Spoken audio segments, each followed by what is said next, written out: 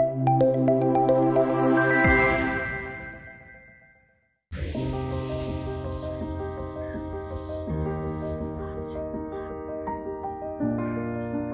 যে জায়গাটি আপনাদের দেখালাম, এটি হয়তো অনেকে চিনতে পারছেন, এটি হচ্ছে কেরালা রাজ্যের কোভালাম সমুদ্র সৈকত। আমি গৌতম চ্যাটার্জি এবং আমার মিসেস তনুশ্রী চ্যাটার্জি কলকাতা থেকে কেরালা রাজ্য সফরে এসেছি। তার আজকে শেষ দিন, আজকে আমরা কলকাতা ফিরবো। এই যে সফর আমরা করছি এর সম্বন্ধে একটু বলে নিই। আমরা এসেছি কলকাতার শান্তনু মজুমদারের পরিচালনাধীন রোমার ক্লাব হলিডেজ, তাদের তত্ত্বাবধানে এই সফরে এসেছি।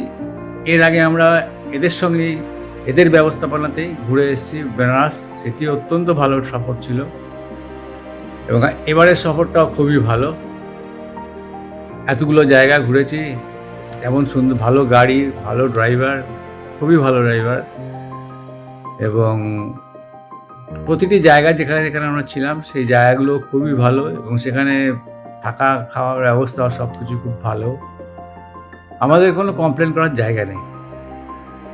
আর আমাদের মতন যারা বয়স্ক তাদের জন্য তো এটা খুবই ভালো একটা সুযোগ। তার কারণ হচ্ছে এখানে সমস্ত কিছুর ব্যবস্থা তারা করেন, একদম ফ্লাইট বুকিং থেকে আরম্ভ করে সমস্ত, যখন যাতায়াতের ব্যবস্থা, হোটেলের ব্যবস্থা, হোটেলে থাকার ব্যবস্থা, সব কিছু তারা এখান থেকে করেন।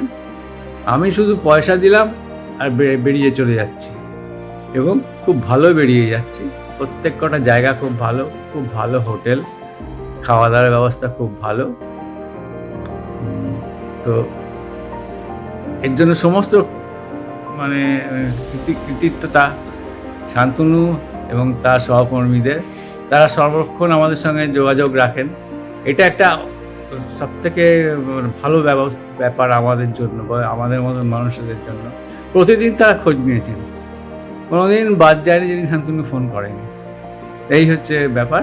তো আসুন আমার স্ত্রীর সঙ্গে থেকে একটু কিছু শুনে নিন। হ্যাঁ, আমি তনুশ্রী চ্যাটার্জি।